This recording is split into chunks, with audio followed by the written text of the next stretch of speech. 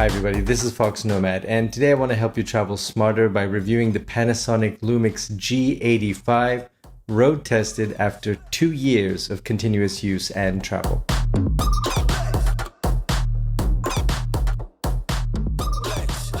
So I first picked up the Lumix G85 about 2 years ago, more than 2 years ago, about 2.5 years ago, and it's been my primary camera for both photography and videos that you see on this channel for about that time.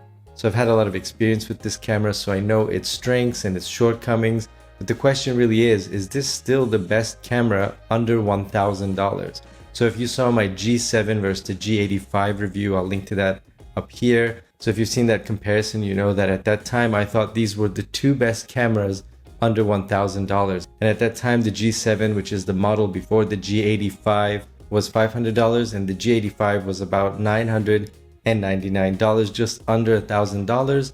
And they were a great deal because they come with a lens that came with a kit, had all the accessories that you could want. It had an SD card, everything came with it. And since that time, the G85 is now $800 regularly, and you can often find it on sale for $500. So is it still the best camera under $1,000?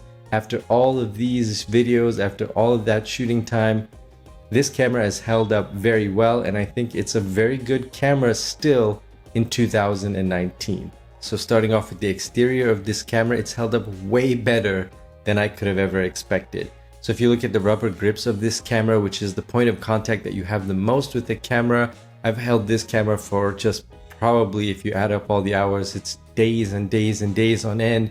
And it's held up really well. There's no real noticeable wearing down of that rubber grip. I haven't had to replace it or change it, and it's still very strong. It still gives good grip, and it doesn't look like it's rubbing off or wearing off in any noticeable way. Even if you look at the rubber flap on the side, which covers up the HDMI ports and the microphone jack, you look at that, that's even held up well. I'm always worried that when I open that little flap that it's gonna tear off, but it's a really solid grip and it looks like it's gonna stay on there forever. So the parts of the camera that you use so often, which are the grip and the microphone jack, especially if you're using this camera for videos, those hold up really well. They're gonna hold up solidly for over 2 years. If you look at the hot shoe mount, that also has held up extremely well. Even the tripod mount screw on the bottom, it hasn't really worn down over this amount of time, and I'm really actually surprised at how durable this camera is. It really has held up extremely well. So if you get this camera, you can be pretty sure that it's going to hold up very well for you. I haven't done any kind of special maintenance. I do wrap it in this Mega Gear sleeve when I travel, and I carry it in a Swiss Gear toiletry kit. And the reason up there why I do that when I'm traveling, when it's in my backpack. But aside from that, I haven't done any kind of specialized treatment of this camera. It's pretty much just in that sleeve or out and about with me. If you look at the lens mount, that lens mount has held up extremely well also. So pretty much all the points of the camera that you have to use the most, those are gonna hold up extremely well. And speaking of that lens, so I'm using the 12-16 lens, that's the primary lens. That's the lens that this camera comes with. That lens has also held up very well. So the gears inside, they're still quiet as ever. They still work as smoothly as ever. There's only one tiny speck of dust in the lens, which is actually very common, which I didn't know until recently. There's a tiny speck of dust that I've just noticed recently, but that's not really affecting any of the videos or the photos. And for a weather sealed camera, I've taken this camera to, I don't know, countless countries, to countless different environments, different temperatures, dust, sand, you name it, water, mist, rain, and the camera has still held up extremely well. I can't say enough good things about the physical durability of this camera. So now going over to the features, how well have those held up over 2 years? So this camera at the time in 2016 when it first was released was one of the first cameras that could shoot 4K without a limit. So if you looked at the Sony cameras at the time, those sensors would tend to heat up after about 15 minutes, or there was this automatic cutoff of about 30 minutes when you were shooting video in 4K, and that was all super annoying. But the Lumix G85 doesn't have any of those kind of restraints. You can shoot 4K for as long as your battery will go. Now the 4K quality I think is really good on this camera. It doesn't shoot though in 60 or 120 frames per second, which is a little bit limiting if you're shooting in 4K and you want to slow down your footage a little bit. It's something that's a little bit missing. I don't shoot in 60 or 120 on this camera. I can't actually, but I haven't felt that need too much, although it's a feature more recently that I'm starting to notice that I wish this camera had. The 12-60 Panasonic lens that the G85 came with, which is that lens that you're looking at right now, has also done a very good job as being a very versatile lens. The macro is pretty decent. I've reviewed that before. I'll leave a link to that in the description below.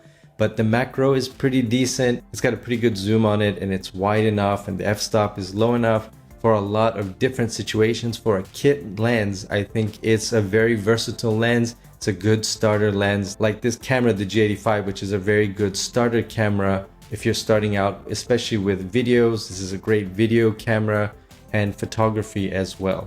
And speaking of the photography, which I don't want to neglect at all, the HDR on this camera is really great. So if you shoot a lot of HDR photos like I do, the bracketing options on the camera is excellent. I mostly keep it in this straight mode, so I don't switch it off into its automatic bracketing mode. I basically just bracket the exposure on my own and have it take the pictures like that. It does have a couple of other modes where it's got a burst mode. I almost never use those. The timer, the time lapsing, I don't really use that either. I'd rather just shoot a video and speed that up as opposed to trying to do a time lapse with the photos unless I really need that wider angle.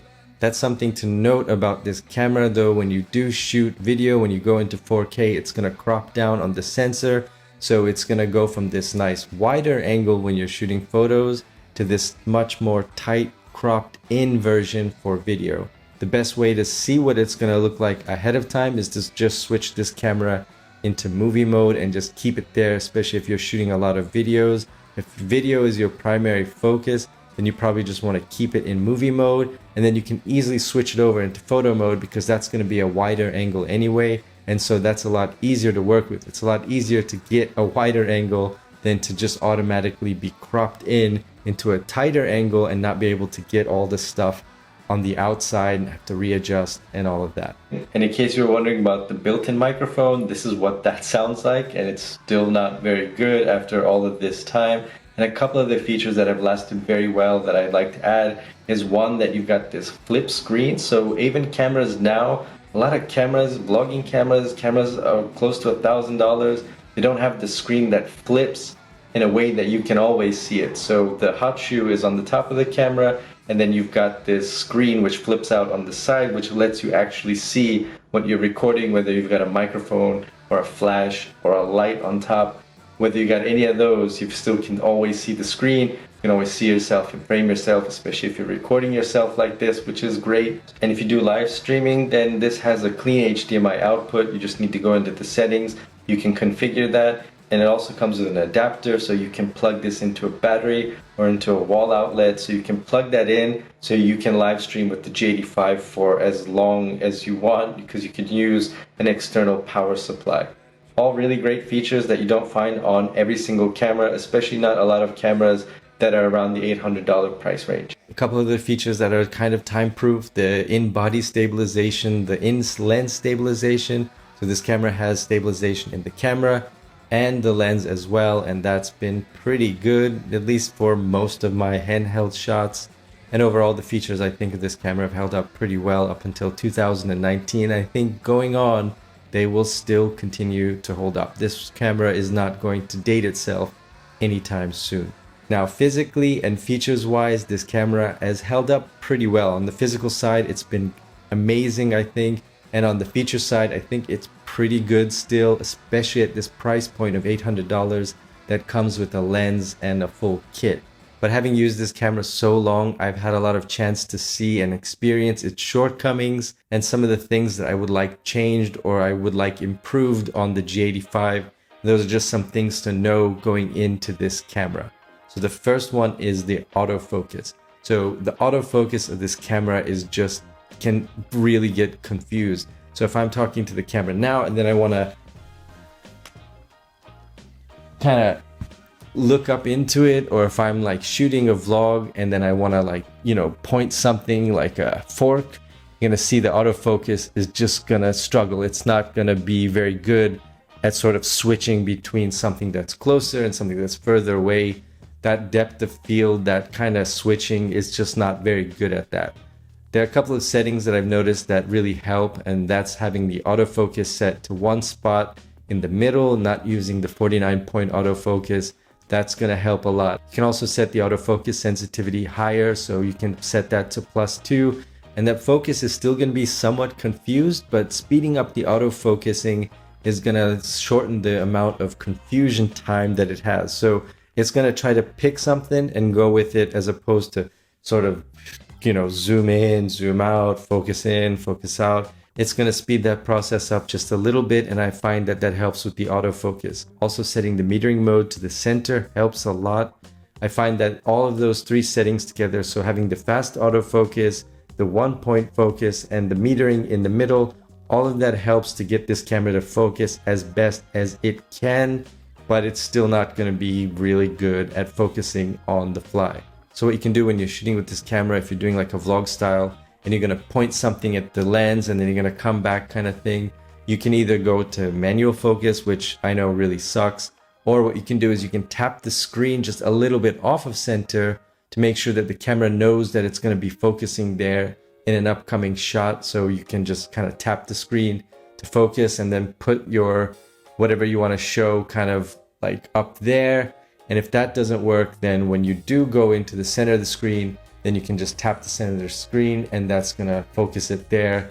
I know, a huge pain, but those are the shortcomings, at least with the autofocus of this camera. A couple of the things that I noticed work very well with this camera. So if you're gonna use this camera, especially for videos, I'd recommend using the aperture mode or using full manual. I like the aperture priority mode, especially if I'm going to be shooting in a whole bunch of different locations and I'm a little bit lazy and I don't want to go through all the settings, then the aperture mode works pretty well. As far as the auto white balance, you don't want to use the auto white balance on this camera because, like a lot of cameras, it's going to really struggle. It's going to start changing the color of your shot in the middle of your shot. So if you're doing video, you're going to notice that it's going to get dark and light, or yellow and white. It's going to start getting really confused, especially indoors. But this camera is a little bit indecisive when it comes to the white balance, so you're much better off just learning how to use the manual white balance and going with that, and you're gonna get much more consistent and much better colors in all of your videos. Another thing that I'll add is, if you're shooting videos with the G85, what you want to do is set it into the natural mode, especially if you're going to be color correcting afterwards. So if you're going to be color correcting your videos later, then make sure that you set the camera into natural or even cinematic mode if you're a little bit more comfortable color correcting. But natural mode, what it does is it kind of reduces the contrast and the colors a little bit, so that it gives you a little more flexibility when you want to color correct in post. On the photo side, this camera does shoot RAW. Again, that's another really nice feature to have. It doesn't shoot video in RAW, but does shoot photos in RAW format. It's taken me a lot of time to go through all of the settings of this camera to see how each one of them work, and see how each one of them work in different lighting situations, in different weather conditions. And when I first started out, I used DSLR shooters. They have a whole bunch of different tutorials for a lot of different cameras, and I found them very useful. So if you're just getting the Lumix G85, I would recommend that you check those out. This isn't an ad or sponsored or anything. I found that it was a really good way to go through all of the settings of the camera, so at least you know the options that are available to you, so you can learn how to play with them later on down the line, so you'll know that they're actually there. You can play with them down the line as you get more comfortable with the camera. Finally, the question remains of this road-tested review: should you get the Lumix G85 in 2019? Is this still the best camera under $1,000? In my mind, now that the G85 is regularly on sale for $800 and it often goes on sale for $500, and that's a price that includes the lens, and you often get a tripod and an SD card and a couple of other accessories, I can't say this is a bad purchase at all. This camera, first of all, is extremely durable. I've tested it for 2.5 years, about as hardcore as you can test a camera, and it's definitely gonna hold up. The features have held up, and for $800, it's a really good beginner vlog setup that's gonna last you a long time, both in terms of the features and the quality that you get, but also in terms of the durability of the camera. If you know you really want to shoot slow motion, then you probably want to check out the Lumix G90, which is the newer model of this camera, which runs about $1,200. But I think if your budget is under $1,000, then I think you should take a look at the Lumix G85 and wait for it to go on sale for about $500, which happens pretty often. You can see that the G7, which is the model before the G85, is also on sale. Its regular price is $500, and that's also still, I think, a great vlogging camera, especially under $500. There's no question in my mind that's the camera that you should get if you're looking for a mirrorless camera.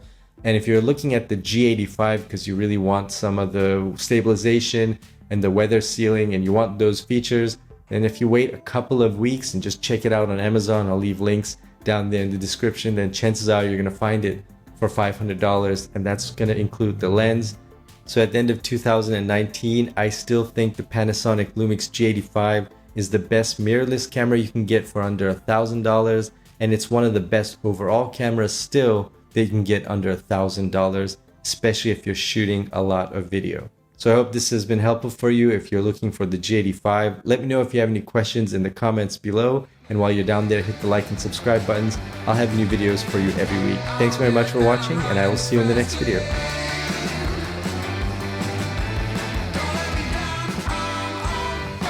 This camera, but the question with this camera, so I know it's